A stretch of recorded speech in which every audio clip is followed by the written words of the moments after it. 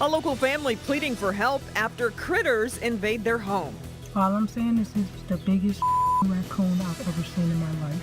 The issues it's causing for an entire neighborhood. Also a mystery for 8.5 years. Tonight we're getting a look at the Skelton brothers and what they might look like now as teenagers.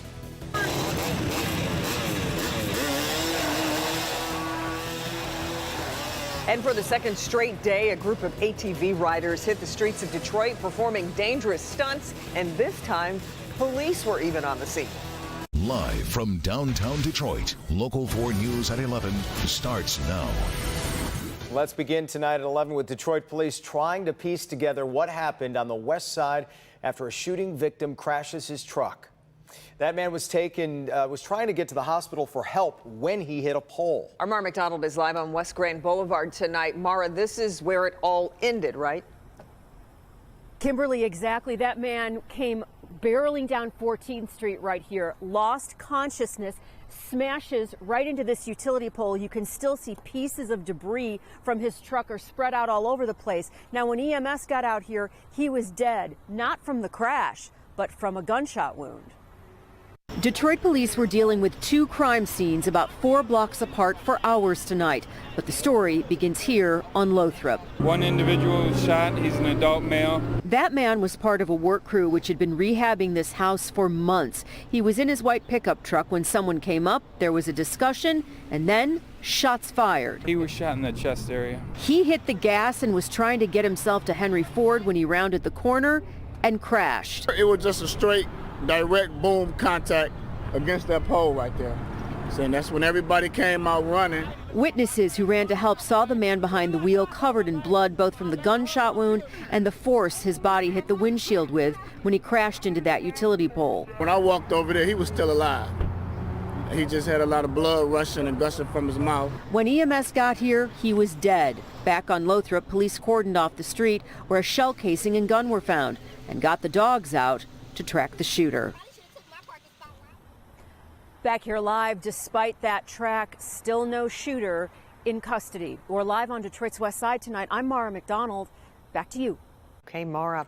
They've been missing for 8.5 years, and tonight new photos show what the Skelton brothers might look like as teenagers. Andrew, Alexander, and Tanner disappeared in the town of Morenci back in 2010. They were last seen with their father, who's always claimed he gave the boys to an underground group to get them away from their mother. There has never been any evidence to back up his claims. Today, the boys would be 17, 15, and 13 years old. A local mother and her son are living with some unwanted guests. Yeah, raccoons, and not just one, but an entire family.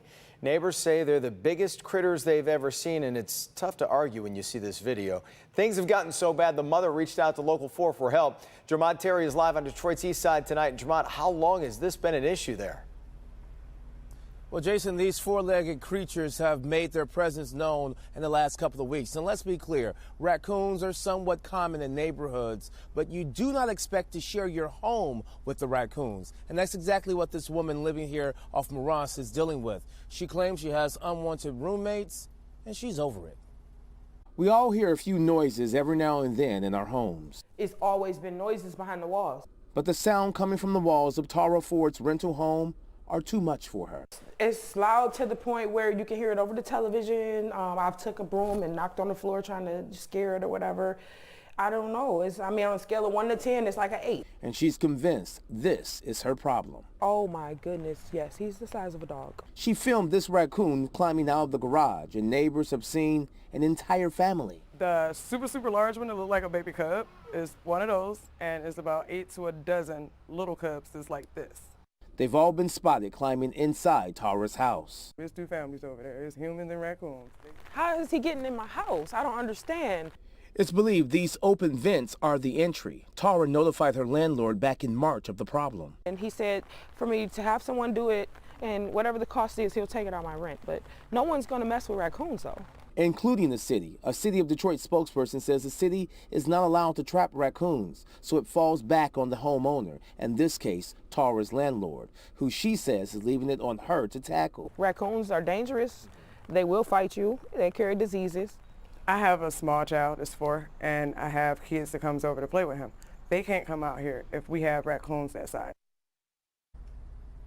Now, that open vent is right above this window that you're looking at Tara's house. Now, I did, in fact, reach out to her landlord, left a message. He has not gotten back to me tonight. However, the city of Detroit, they did, in fact, get back to me when I called them about the situation. I'm told that the city inspector will be out first thing tomorrow morning to see if there are any violations going on here.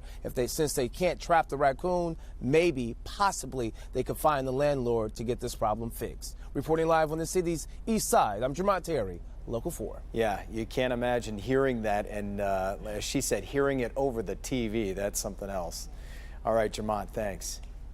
We are now learning the names of the two people killed last night in a high-speed crash on West 7 Mile near Coyle. Eugenia Friesen, a mother of 3, and her boyfriend Sherman Wright were killed when a suspected drag racer ran a red light, slamming into the couple's car.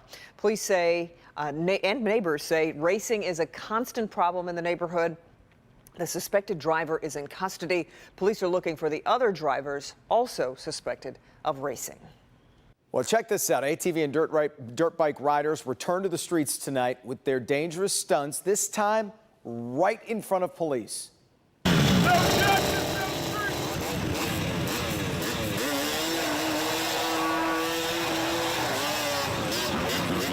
How about that? We first showed you video of these guys last night popping wheelies and running red lights during rush hour.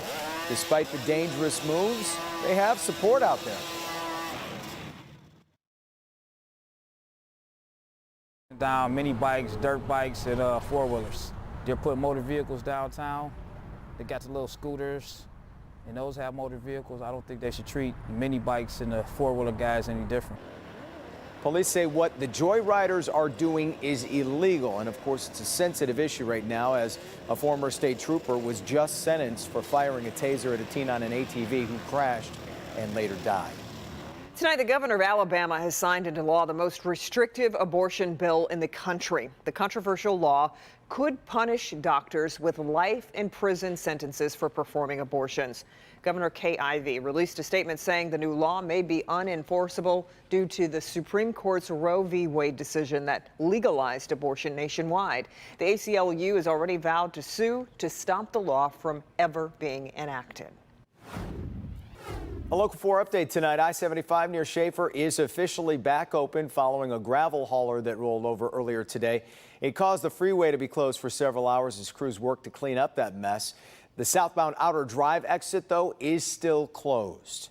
A homeowner catches a package thief in the act, so she immediately grabs her phone. Do you live here? Because I got you on videotape stealing packages. Oh. Well, what happened next in this tense confrontation?